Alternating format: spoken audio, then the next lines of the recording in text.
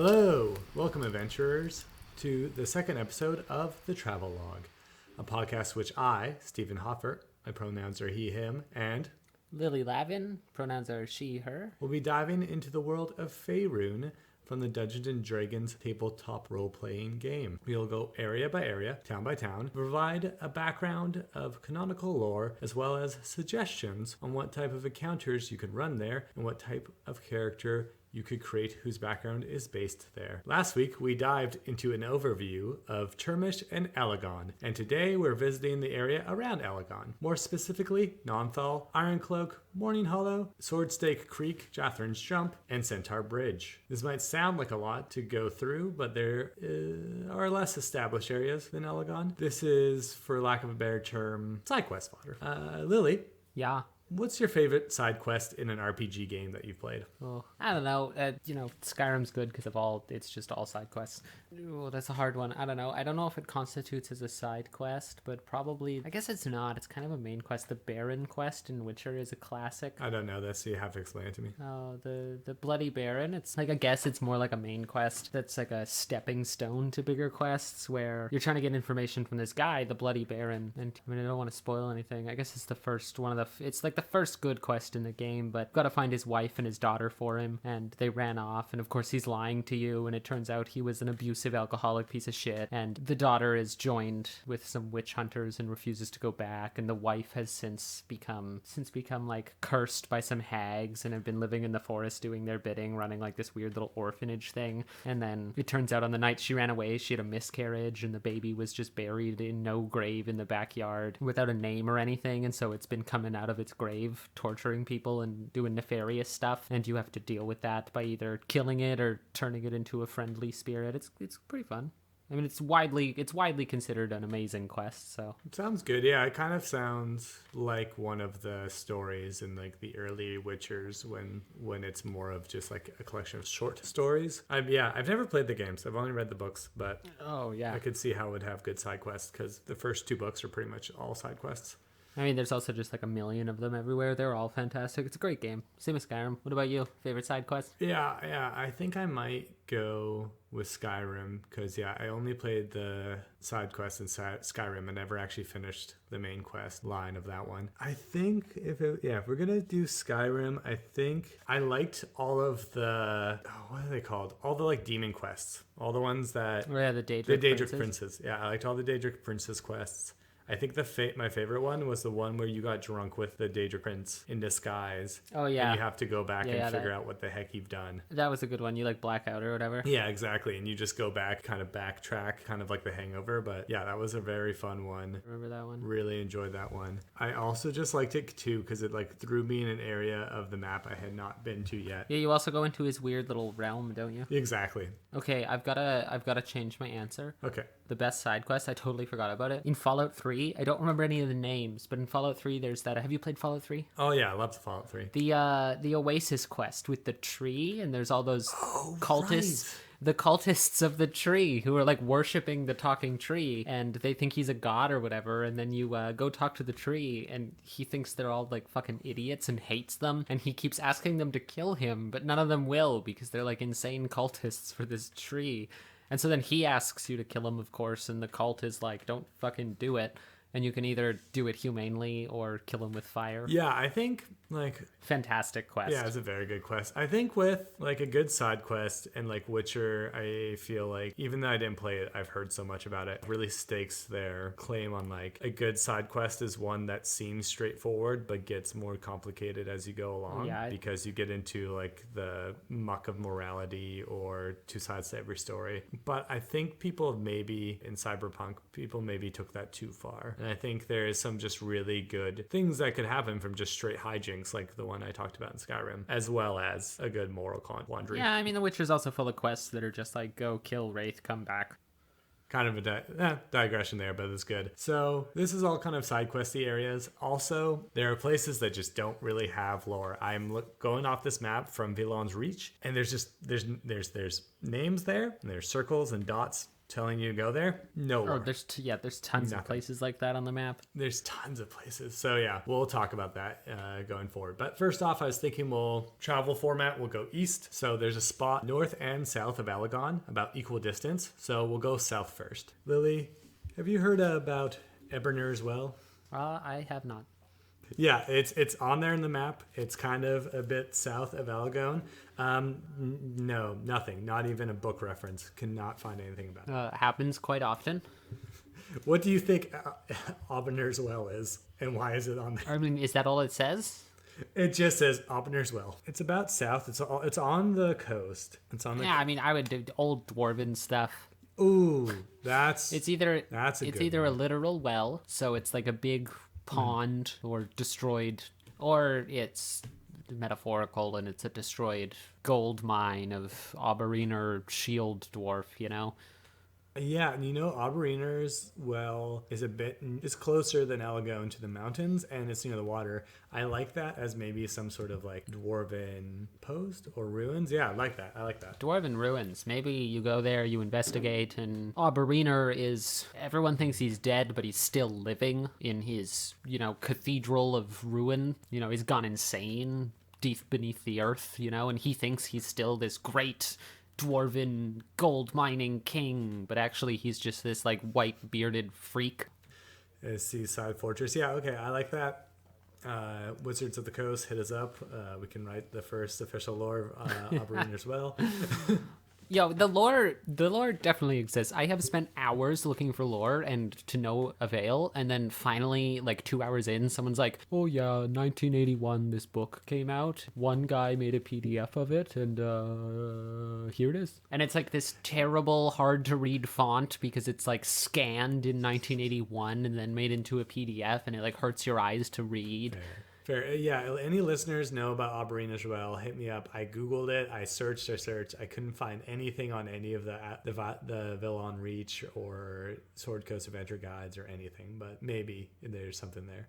So let's go to something that has a bit more printed lore, and that is Morningstar Hollows. Morningstar Hollows was once a small village of farmers and craftsmen who quietly made their livings. But the nearby Alarium River continued to flood its banks year after year, so they finally left the village and moved to nearby Belorn's Valor. The floods have continued for many years, creating a bog in the former community. Lately, reports have surfaced that seem to indicate that a reptilian race has taken over the abandoned town, lizardmen. These creatures are primarily fishermen and gatherers, but over the years, the lizard folks were so harried by adventurers seeking fame and fortune that they too abandoned the village for the wetwoods. Today, the ruins are home to a gang of bandits who prey on Scar pilgrims. Later, the village seemed to be once again inhabited by poor but well-meaning folk who were taken hostage in the book The Reaver and captured as bait for the chosen prophet Lathander. So, had a community, lizard folk took over, bandits came in, community came back sometime. This is one of those situations we've talked about where like something interesting happened at one point, which I'd say is the lizardmen, and they wrote out in the 4th edition.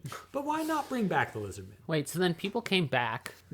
Yeah, so there's lizard folk. And then they were taken hostage by pirates. And then in 4th edition, they were like, no, lizard folk are gone now. But there's bandits here now. And then in the book The Reaver, pirates were like, we need to go to Morning Hollow and take all the people hostage there in order to entice Prophet of Lathander to come save them. So they go to a town that seems to be poor but well-meaning of good people, not of bandits. So at some point between 5th edition and 4th edition, they're there. How did the pirates get there? It's on the Sea of Fallen Stars while Alagon was receded. Oh, so it's connected to the Sea of Fallen Stars? Yeah. Morning Hollow is right near the Sea of Fallen Stars on eastern side of the river, this river that kind of comes down from the north into okay, I question their use of the term bog. They don't usually have connecting rivers. They're usually fed just by precipitation. We went through a swamp recently, so I did a lot of research on the difference between a swamp, a bog, a fen, and wetlands. So Wizards of the Coast, get your stuff together here, or whoever owned them when this was written, get your stuff together. Your bog from your friends. Come on. The difference is a hair, but still. Yeah, I'd definitely keep the lizard folk there. But then this is the other thing that, like, okay, clearly this was a campaign. There probably used to be an adventure book about this, and that's what happened to the lizard folk, you know? Right. And you need to play that adventure to know. Yeah, I mean, because quite often the lore will be like, and then a guy came in and changed it and then left. And it's like, okay, well, that was an 80-page campaign book boiled down to one sentence of a couple people came and did this and left, and they're vague about it because the campaign is vague. Because, of course, players do whatever they want. Right, exactly. So you can't say in exact terms what happened. Yeah, so I would put the lizard folk back there, say they came back in after the spell plague from where they went before the... Yeah, I mean, or it's like a pirate hold now. Pirate stronghold with some lizard folk living amongst the pirates. You could do that. Yeah, I like that. But then there's the other fact that, like, so looking at the map here, it's not that far from Alagone. No. Where Alagone regularly sends out mercenaries to deal with bad stuff. Why haven't they dealt with this? There is... Like, what do they do? What are they doing? Why aren't they dealing with it? There is a kind of a note, a part in Vilhon's Reach that's written in the perspective of an adventurer. And it kind of talks about how people in Turmish have this, the guards in Turmish or militia in Turmish have this thing of like, oh, there's no monsters in Turmish. Kind of like to save face, they kind of are dismissive about it. Okay, well then that changes everything. Now, the adventure to run in Termit is that there's an overrun of something evil happening, and the government in Alagone refuses to acknowledge it. Because that changes everything. The original text says that the mercenaries and the army go out and deal with shit. See, that's what I love, and that's what you build campaigns on, is little side things. Because it's like, okay, this footnote proves that other writing was a lie, so we're going with the footnote and saying the campaign becomes you have to deal with these monsters while simultaneously trying to convince the government that there's monsters that need to be dealt with. Yeah. Okay, for this next part, we're gonna need to get into some more lore, okay? So you already know about the Emerald Enclave. You talked about it before. Can you bring that back up, or I'll just take your audio from there, but can you bring it back up and we'll go from there? They're like a group of mostly druids and rangers, mostly, but there's some other classes are involved. It's not just druids and rangers. I know there's some bards. Yeah, it says in 2E that anyone who has a neutral bent can also serve. I know there's some bards, and nature domain clerics would be involved too, for sure. They're mostly about the Enclave, from what I know at least, is that they like to preserve the balance between nature and civilization. Yeah, they're druids and rangers that of course love nature, but they like to preserve that balance between civilization and nature. I think a lot of people think that you instantly think of, like Princess Mononoke. It's like the forest spirits are killing the city because they think it's a blight on the land. But from what I understand, and the reason like they're neutral, is that they don't think cities should go away. They just think that there should be kind of an even divide between cities, and like each one has their place and it should stay like that. Yeah, their tenets, as written in 2E, are preserve nature in all of its forms. Human expansion must be controlled, not stopped, controlled. Everything in nature has its place. Yeah, exactly. Magic must not be used for mass destruction, and the Emerald Enclave must act as a united front. I think that's still there. If you go to the D&D website right now, their page on factions, I think that is pretty much word for word still their tenets in 5e. Yeah, and you can often tell a member of them from a green ornament they have, a pendant or an earring. Isn't their symbol actually a stag? It's a stag. And it says that the druids of the Enclaves have its own thieves' cant. Yeah. I mean, there's also druidic. Right. So yeah, that's pretty much the Emerald Enclave. I played in, not as one, but I joined them as Bodhi. My character soon died after joining, but yeah, it didn't really amount to much. I'm bringing up the Enclave now because their headquarters is actually in the Sea of Fallen Stars. Right, I knew that. But we're going to cover that. It's a whole episode on its own. There's a lot going on there. But they were important for this area of Ironcloak. From time to time, the Termishians had run-ins with the Emerald Enclave. Ironcloak was the site of one such occurrence. Shortly after the Assembly of Stars was founded, so this is way back, a rich Termish merchant by the name of Lord Ironcloak persuaded the new government to give him lumbering rights around his town of Ironcloak. Despite protests of some assembly people, permission was granted and the matter forgotten. Shortly after he began operations, however, Lord Ironcloak was visited by a druid from the Enclave who ordered him to stop immediately. Like all petty and short-sighted men, he did the first thing that came to mind. He killed the messenger. Worse, this message was not the first warning Lord Ironcloak received. He was warned earlier that simply dumping his garbage into the nearby river was not acceptable. He ignored these warnings as well. So, this is going to go great, right? 2 days after the death of the druid, a message was posted by the Enclave. It warned the village of Ironcloak would be destroyed at first light the following day. Ironcloak laughed and sent his men into the dwindling forests. The laughter died when the earth elementals pushed their way through the forest floor and started killing everyone in their sight. The laughter changed to horror when the river itself rose up and rushed through the town. Ironcloak disappeared from the face of Termish. My favorite part of Lord of the Rings is the March of the Ents. I love nature fucking over industrious people. Yeah. I mean, it's a pretty great trope. Yeah, exactly. So, from time to time, adventuring companies come across the ruins of Ironcloak, but nothing of interest has ever been found. Stories claim that Lord Ironcloak's fortune was swept back into a river, awaiting discovery by those brave enough to venture into the druid's element to recover it. Pretty good. Straightforward side quest or call to adventure there, eh? I mean, yeah, of course. My favorite part about, I would say, the Emerald Enclave and, I don't know, how D&D handles nature in general. Like Sylvanas, the main nature deity, he's true neutral. And so they try, and this is why the Emerald Enclave is so neutral, I think. And I've always really fucked with that. I've always really liked that because it's just what is true neutral, Like, is what these guys did? Someone would sit here and be like, oh, elementals came and killed all the people. They killed everyone in their sight. But the thing is it's not necessarily from their point of view. It's not evil. They sent a guy to talk. And I've always liked that because to bring back Mononoke, I like when it's and the Ents, exactly. They're neutral and they're kind of, for the most part, nature, good berries. But then when it comes time, they're not afraid to bring the wrath of nature. Yeah, no, it's very cool. They don't use mass destruction. They did kill a lot of people in this, but they warned them. It wasn't mass destruction. It's just there was a way to do this right. Ironcloak could survive if you did this right, but you didn't, and now you face the consequences. I think it's pretty good. I like the idea of having to go into the river or this area that maybe is still kind of inhabited by elemental forces because the druids put so much energy into it. I like that. Yeah. I mean, I think it'd be cool, a treasure hunt to go find this Ironcloak's fortune, as they put it here. And it adds lots of time, so it could still be around. Yeah, I mean, well, that's the thing. Anytime someone thinks something says lost to time, it's oh, that's an adventure. Go find that. And I like that because, I was touching on about how they're neutral is, right? They're going to fight you, and it's just I don't know, you've got this cool dilemma of, is it okay if I kill you? You're a tree. You're a tree attacking me. I just want this guy's gold. We don't have to fight. Right, yeah. Or if you were to play around the time of this happening, it's who do you side with?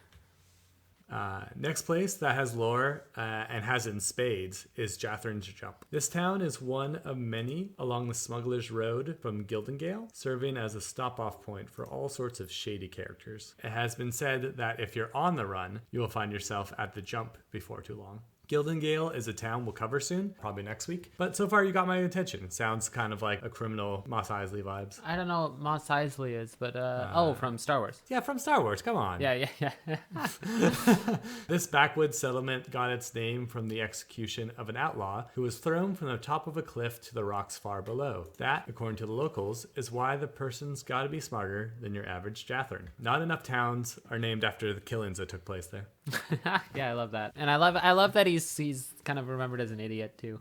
Yeah, they're like that idiot just got caught by the law, so we're gonna name our town after him. Well, you weren't smarter than a Jathrin, so that's why you got caught. Anyone looking to fence stolen goods could probably find a broker in Jathrins Jump. The town crawls with the lawless, both residents and those on their way to more peaceful lands. Anyone looking for goods that would probably get them arrested by merely mentioning them in a more respectable city will probably find them sitting out in the open for sale at the jump. As straight as a deal in the jump is a common catchword for activities involving a slight degree of danger. The catchphrase has grown in popularity and is now used throughout Vilhon. This place sounds pretty good for an adventure party to end up in. Yeah, nice little place to go full of criminals. You get to break the law a bit, sell some of your stuff you've amassed. Exactly. If you have anything stolen, anything kind of cursed, anything that you've kind of amassed that's maybe a bit unto-do, if you have the heart of a human, you can sell this here. Yeah, if anyone has the criminal background, this would be a good place to use that feat of finding other criminals, or maybe this is a good place to kind of,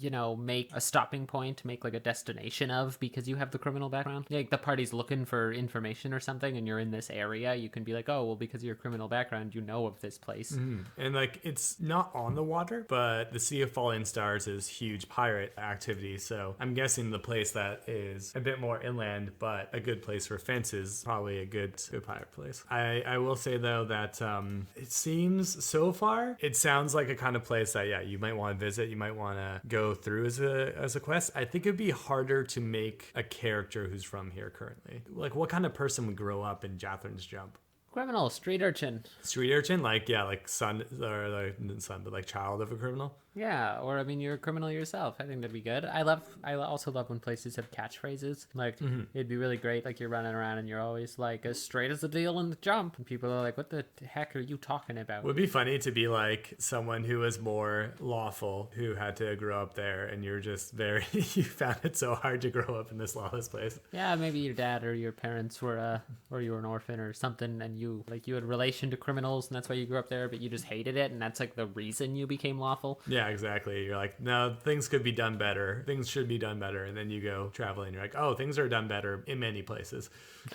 Yeah, we went to a place like this in one of our campaigns recently, and like being a lawful character there was very difficult. But there's a lot of fun that could happen there. So the book goes fully into a side quest adventure here that I won't spoil in case you want to buy the book and run it. You can find that on the Vilhon 2E sourcebook. But I'll read like an abbreviation of what's going on. There's an old tomb complex somewhere below the jump that is inhabited by stone golems. They're under the control of Argath Taltar, a lich-like undead that serves Talos as a priest. His temple used to stand above the current tomb before it was destroyed by a priest of Lathander. Argath still retains power of a high-ranking priest, but he exists as a wraith-like flying head and torso. So, more liches, more good side quests. Lily, do you know off the top of your head who Talos is? A lot of liches in this area of the world.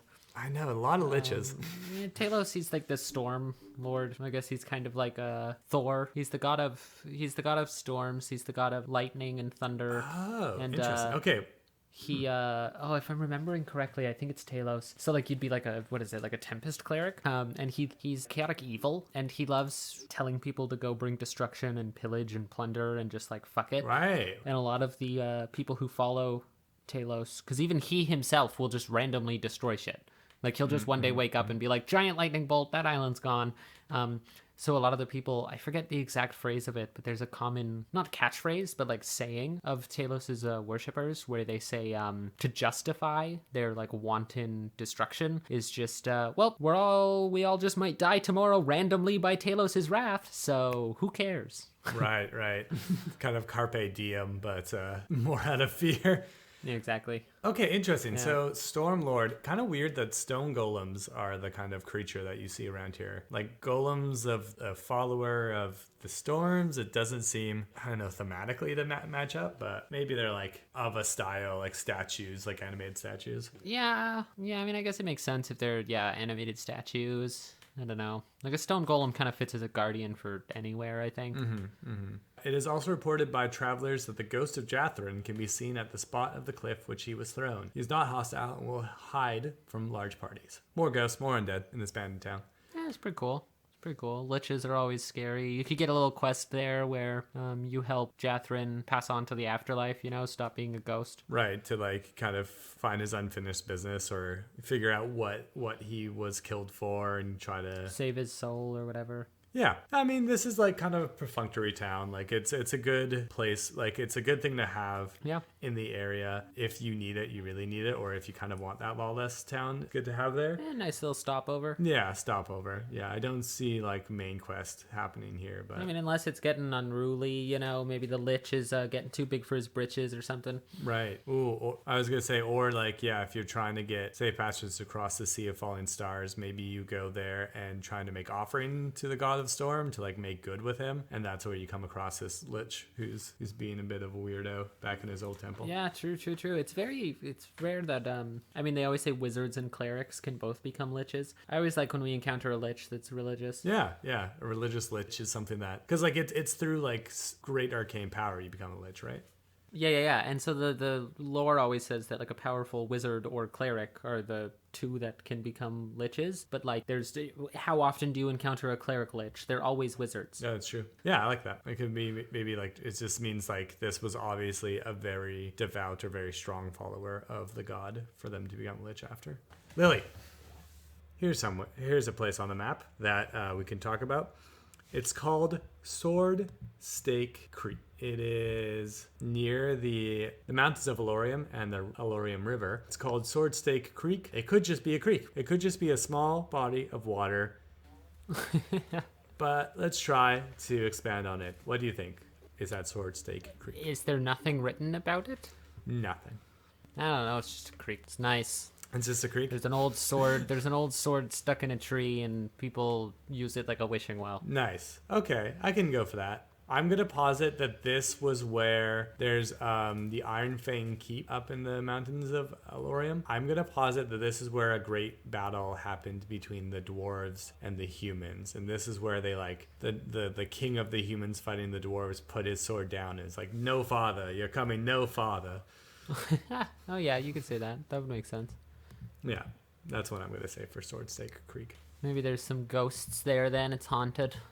Yeah, we got some of that swamp from Lord of the Rings. What's it called? Oh, I don't remember. I don't remember either. Yeah, that place with all the creepy faces. Got some, what are they called? What is it? The warrior spirit, I think it's called. It's a stat block it's like a ghost, essentially, that it's corporeal. Well, it's like half corporeal, half not corporeal. So, like, you can hit its armor with your sword, and it can hit you with its sword, and it is literal, like, sword slashing damage. But it can also walk through walls and shit. And the whole lore behind this is that there's no magic brought them back. There's no amazing deed they need to do. There's no revenge they've sworn that keeps them here. It's just that they really liked being a soldier, and so they're just chilling, still being soldiers, standing around waiting to kill stuff. Like, they just still want to be part of this army that they died being part of. So maybe if we go with your idea, there's a bunch of those left over who are just like sitting there waiting for the next battle. Right. Or yeah, have it where like those show up at night, or if you take a weapon from there, if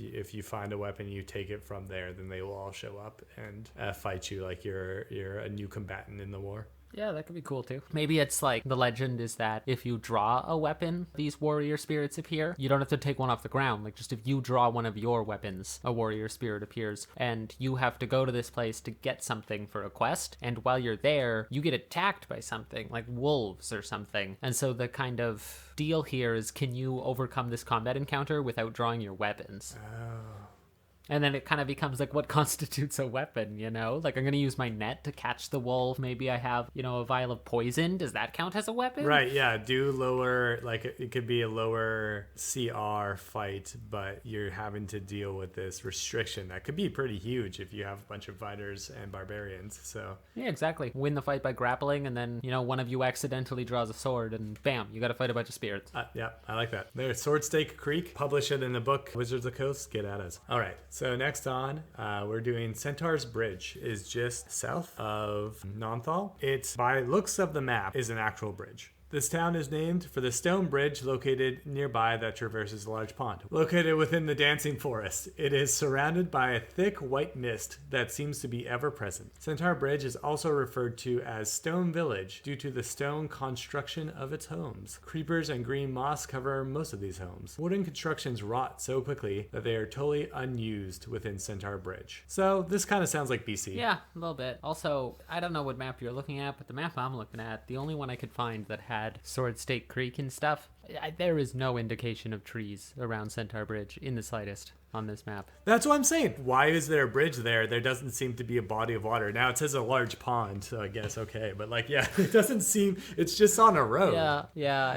I don't get it at all. But yeah, I mean that's cool. Mossy buildings. There's mist. I don't know. You could do a little creepy haunted town or something. Like the people who live there and who pass through regularly are immune to the mist, but because you're new, the mist has like, I don't know, hallucinatory effects or strangling effects or something. And like misty, mossy stone buildings. Very, very Victorian Gothic horror. Very kind of creepy vibes already. Yeah, sounds pretty cool. I don't understand why there's a bridge there, but... It's a large pond. It's a large one. If it's a pond and it's very large, it must be like swampy. There are two main reasons adventurers decide to stop by the Forest City. The first is a legend of the Vanished Mansion. At the east end of Centaur Bridge, just off the Hallandar, is an open cellar. The clearing is easily visible from the road on a day when the mists are not extremely thick, but it is always easy to find if one knows where to look or pays a local guide. Legends claim that the mansion, which once lay there, was owned by Trost Halabar, a merchant of Alagon, more than 200 years ago. The same legend speaks of a fabulous wealth in the form of statuary from the wars of Unthar and Mulhoran, gold, silver, and gems. Very weird sentence structure there, but yeah, statues, gold, silver, and gems somewhere in this mansion. Just inside, it isn't. Wait, is the mansion vanished? Yep, vanished. And now there's just an open cellar? Yes. You know, okay, the people who write D&D lore, just all the D&D lore, whenever they write something, it's just wild. First of all, why hasn't the cellar been closed? Why is it just sitting here open? Like, I imagined, like, a little hatch, you know, like how you walk into your cellar and there's, like, a little... Clearly, I think they're meaning it's a bigger hole than just, like, a small stairway down. I feel like they're talking about a small stairway down. Yeah, okay, one, why has no one closed this thing? Second, I love how they always say, like, it draws in adventurers to find this treasure. Okay, so either every adventurer that has ever come has failed, or the treasure's not there. It's not there, not real. It's like... Yeah, it's true. So it's like, if in-game you describe it to your players, someone says adventurers go there often, I mean, there's only two things that you can conclude from that, is that it either doesn't exist or you're gonna die. And like, you could play it up, try and give hints that you're stronger than all the other adventurers that came before you, but I don't know.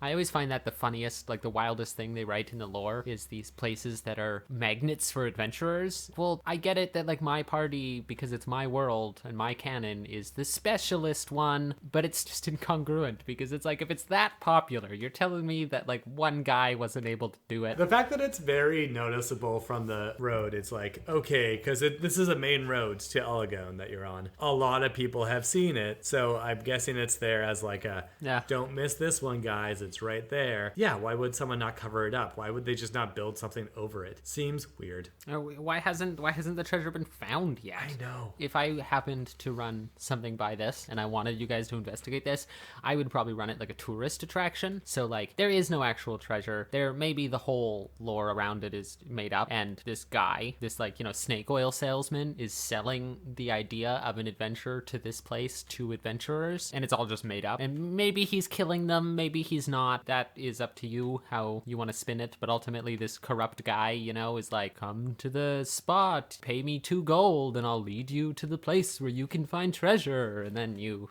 Yeah, no, I like that. There is coming up in the lore, as I keep reading, you'll see a little story about previous adventures, but I agree that like this sounds so tourist attraction-y and like so wild that no one has found it, that yeah, I think you could do a nice little Scooby-Doo thing where it's like very noticeably probably a trap or something's going on. That Did you ever go to those places as a kid? It's like you know, Drumheller or whatever, like the site of historic dinosaur bone findings, or like historic, like the tourist attraction that's also like an amethyst mine or whatever. You went to one of those in South Africa, didn't you? Yeah, I did.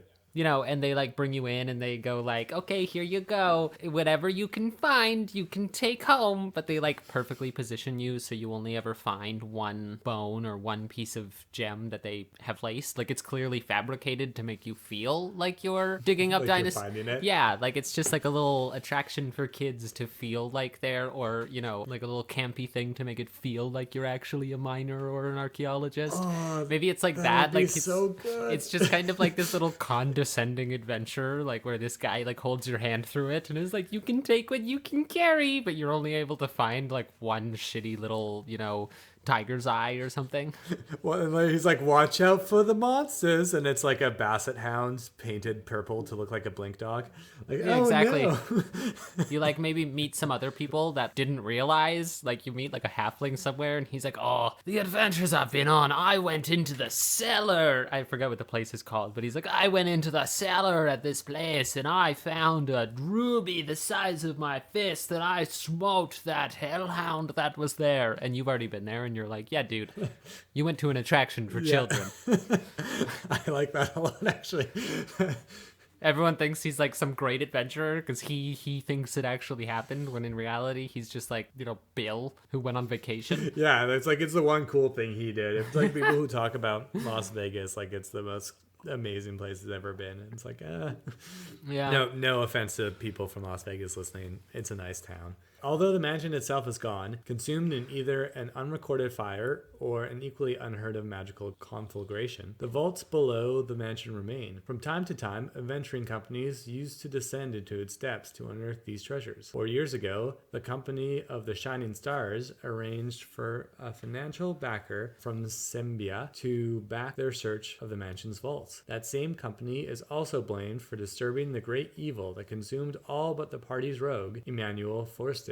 According to Emmanuel, a creature resembling a deep spawn, creature that gives birth to a variety of other monsters that has eaten, attacked his party while they are opening a large stone sarcophagus. They fought a costly retreat as the party tried to make its way back to the entrance. Ultimately, the party's priest, a holy man of Temora, held off the deep spawn while Emmanuel escaped. Emmanuel has since quit adventuring and moved to the city of Nymphet. Once each year, on the anniversary of his friend's death, he returns to Centaur Bridge to pay his respects. He also freely gives advice to other venturing parties that seek to avenge his friend's deaths, but it refuses to go back into the vault. Okay, so there has been a venturing party that's done it before. Apparently some real bad shit down there.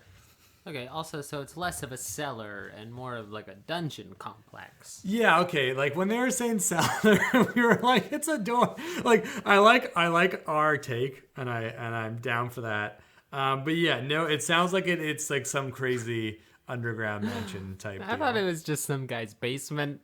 right? Oh yeah, there's still the radiator or whatever, the heater down there. Sounds like it goes real deep. Yeah, nice little dungeon crawl. Throw in. Yeah. There's something in there, they gotta get, someone they gotta save from there. Sounds very like, once again though, like kind of haunted town. You have this like kind of dungeony thing that's like an open pit in the middle of the town to like people apparently know there's a deep spawn in there. Yeah. And here's the thing, this is all in 2E. So in the last hundreds of years, what the heck has happened in this cellar that they've just kind of kept there that apparently has a deep spawn in it? True. I mean, you could play it like if you wanted, you walk into the town and you're like, hey, how's it going? Can I get a bottle of wine? And the person's like, sure. And then you're just like, well, so what's with that hole in the middle of the city, that little cellar? And the person goes, what cellar? What hole? And you're like, well, the obvious hole that I'm pointing at. And they're like, I don't know anything about a hole.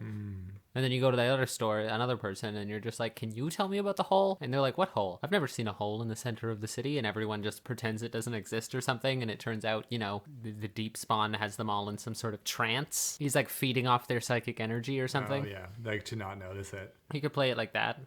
That's cool. Yeah, so people don't come and disturb it anymore, and like the longer you spend, the more ingrained in it you become. You can also make the people like a little bit creepy. The more you try and investigate about the hole, the more the citizens get hostile. Maybe some guy pulls a knife on you and he's like, there's no hole. Well, yeah, maybe like as you push it, you're kind of like itching at this part of their mind that makes them uncomfortable because they can't remember, so they do get violent. They do get mad at you because you're kind of pushing at this thought that should be there, but they can't explain why it's not.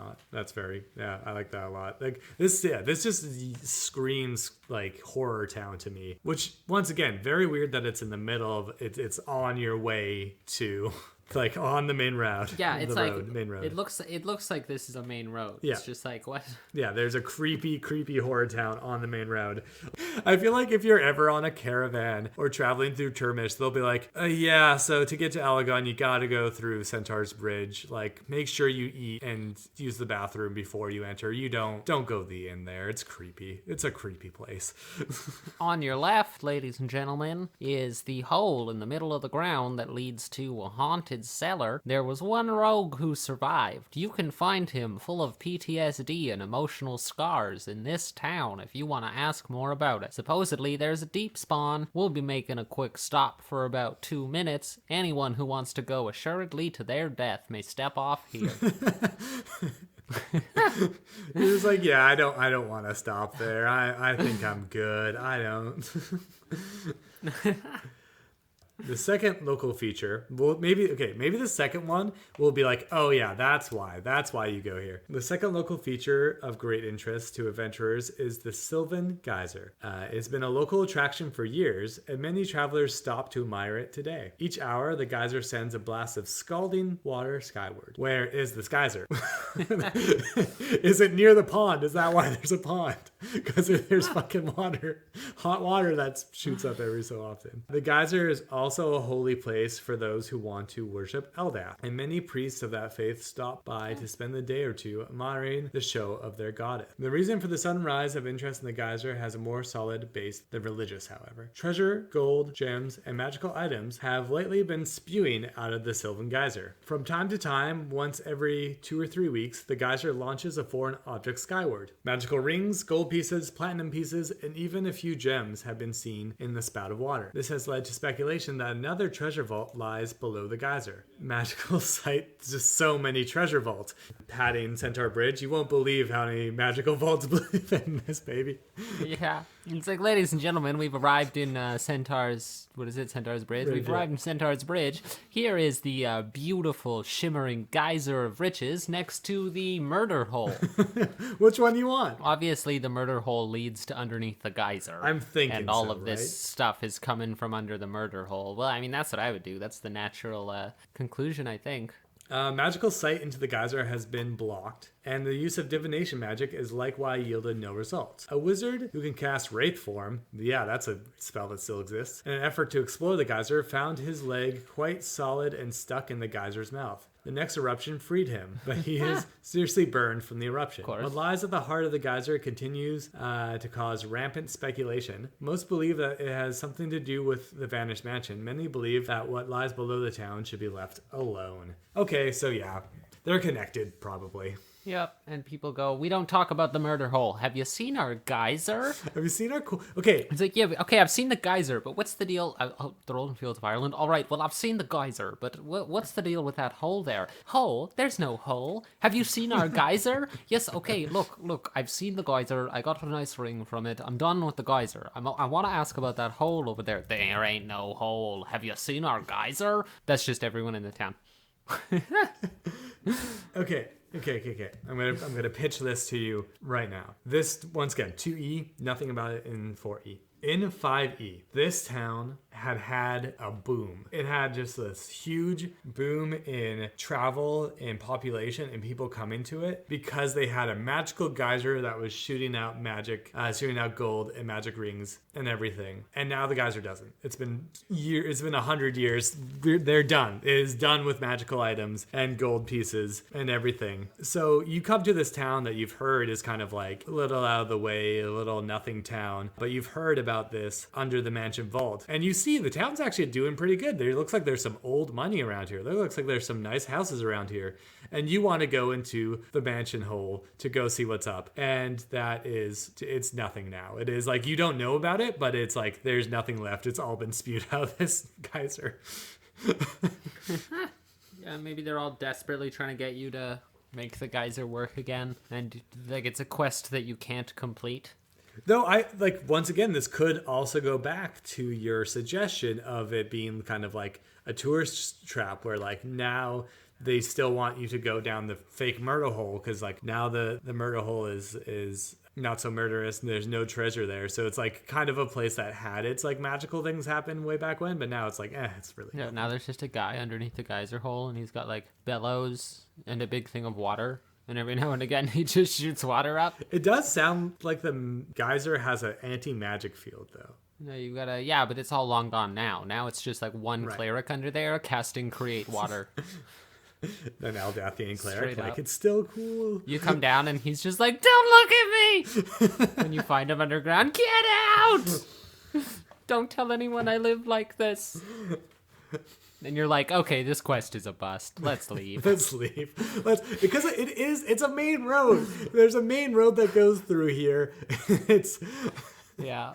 Okay. Wow, this has been a journey. Okay, so Centaur Bridge is a weird town covered in mist. I'm guessing there's mist there because there's a hot geyser that goes through. Like there's hot water that comes through. Of course it's going to be a misty place. Yeah, that might be it. But like, yeah, like the only thing they had going for them is this weird magically vanishing mansion that seems to kind of have figured itself out now with the geyser and the deep spawn. What a weird place. Like, imagine growing up there and you're like, yeah, my parents are, I'm a rich noble person. Oh yeah, how'd your parents make their money? Yeah, they just stood by the geyser all day and they got a fair share.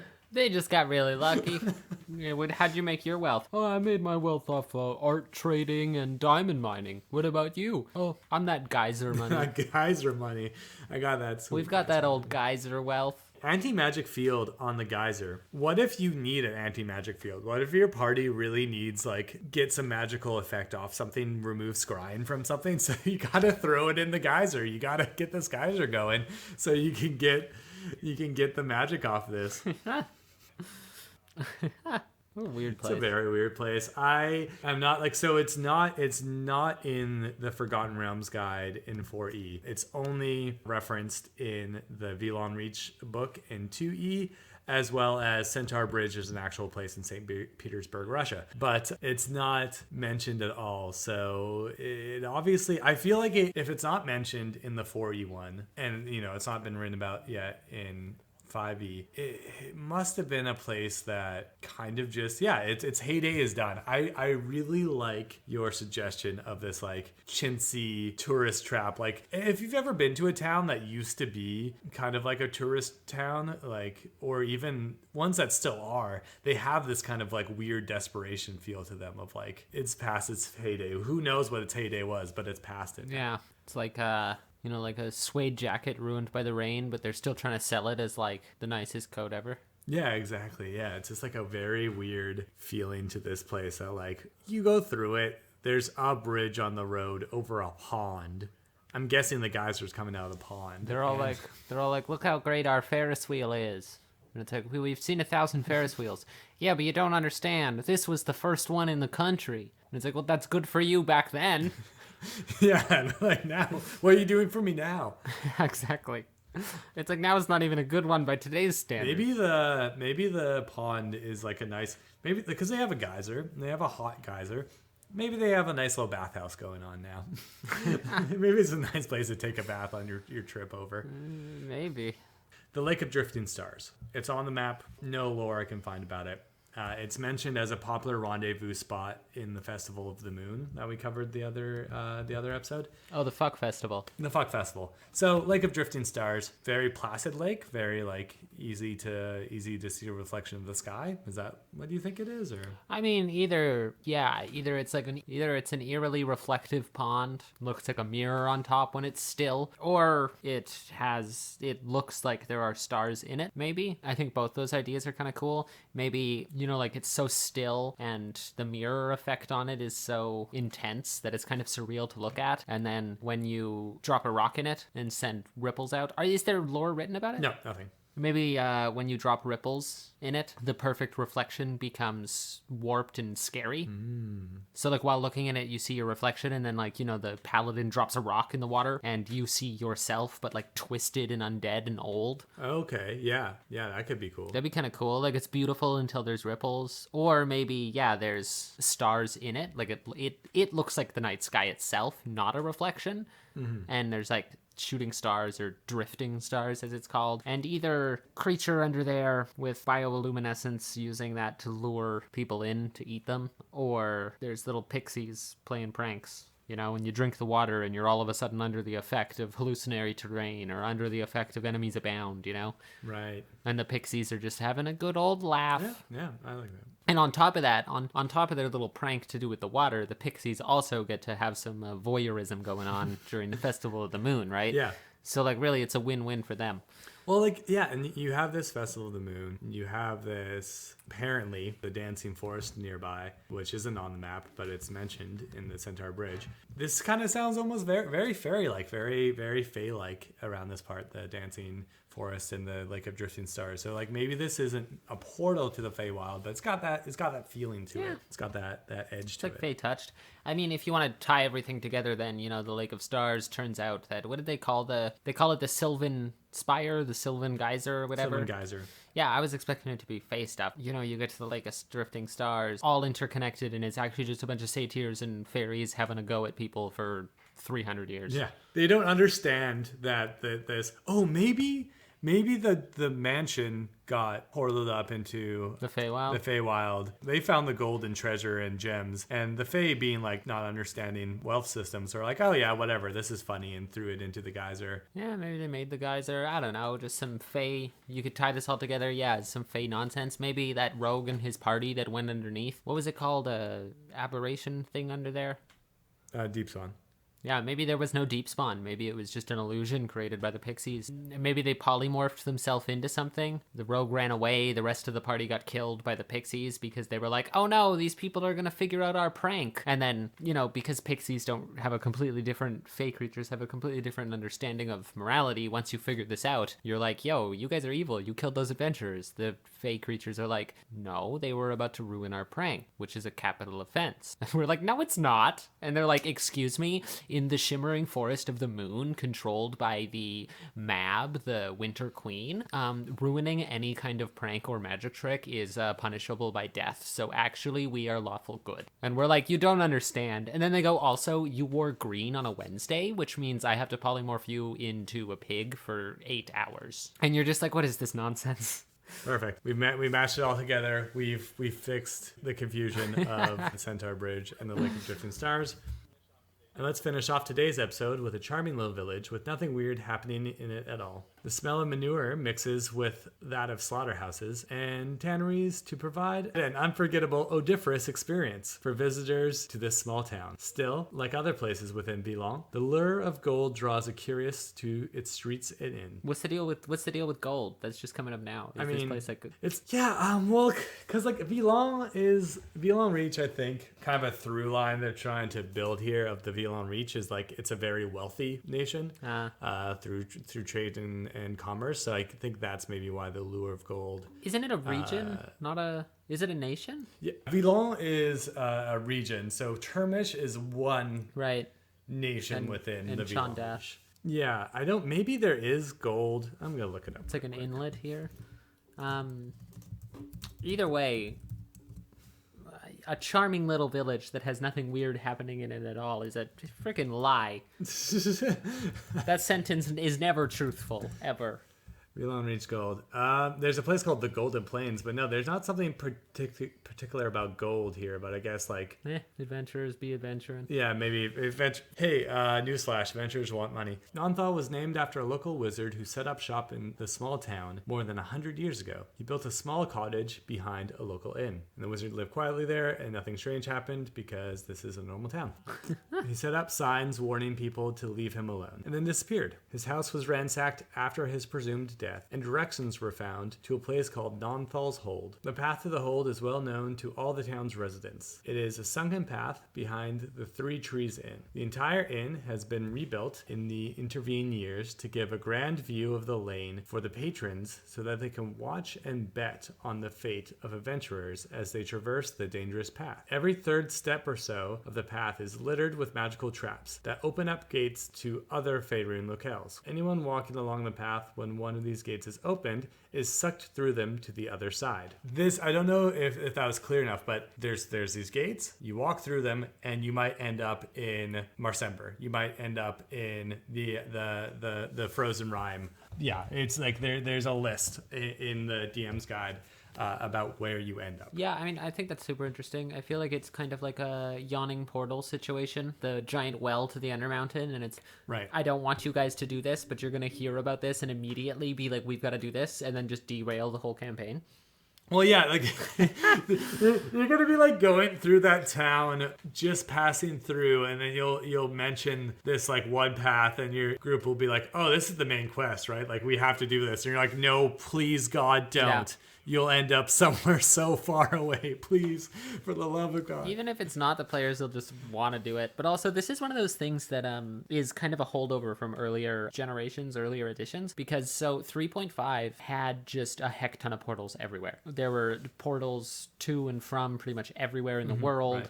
They were a super common occurrence. There was this one half-elf who was super freaking famous for making portals. He was like a portal artisan. He charged a bunch of money. He could make really difficult portals, and he's the one that made that portal to an entire pocket dimension that he made for Genasi, and then the Genasi were like, we don't want your pocket dimension. But so the Second Sundering, I think it was the Second Sundering.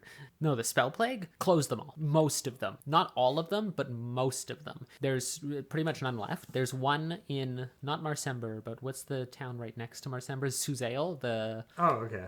Interesting. capital of Cormier. There's one in Suzail that leads to Waterdeep, and it's one of the few remaining ones, and so it's become a really popular trade portal that's quite expensive to go through because portals are so rare now. And so this is one of those things where 3.5 just got crazy with portals and wrote a bunch of stuff like this. Though, I will say, interestingly enough, I think it comes up in 4E. It mentions that Nonthal is still going and the paths are still there. So I guess it survived the spell plague.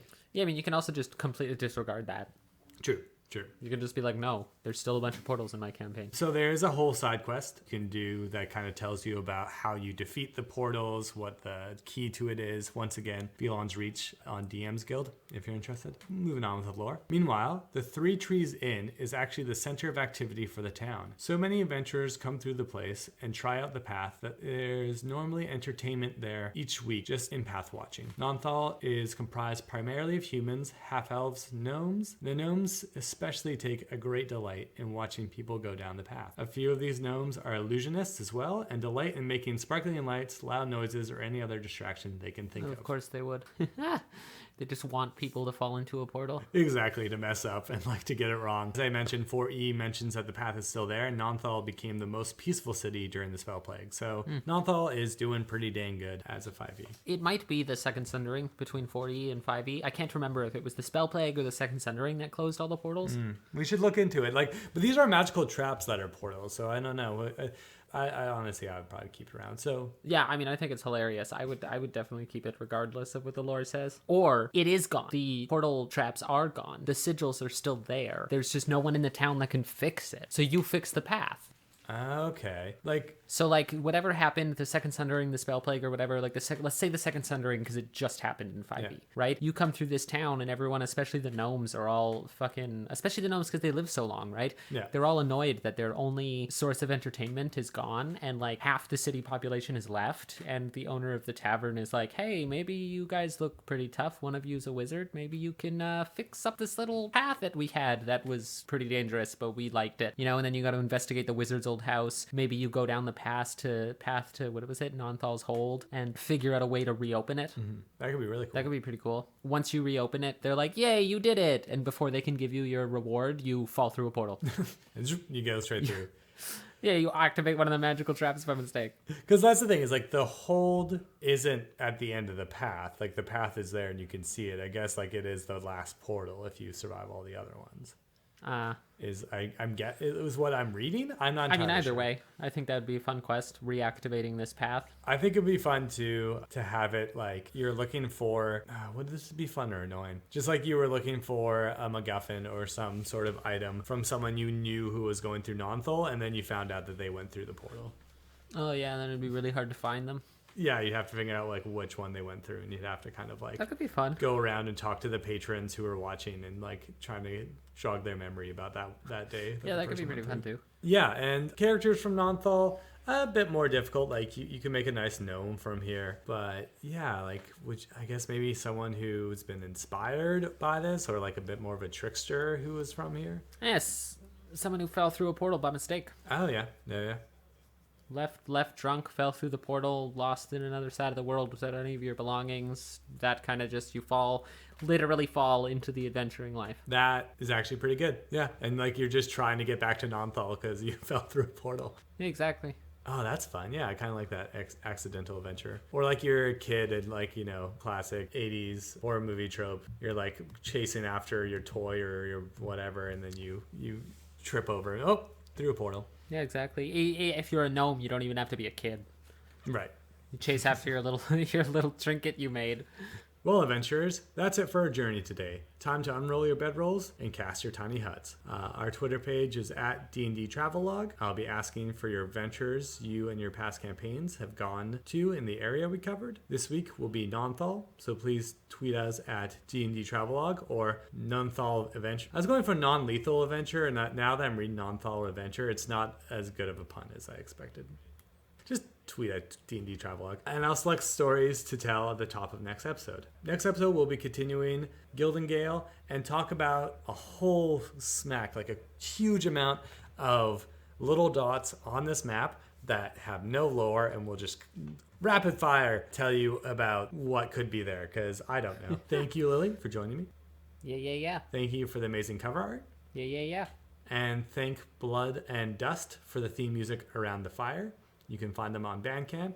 Links in the description of the episode. Please remember to rate, review, subscribe at Apple Podcasts, Spotify, or wherever you listen to podcasts. And have a great long rest.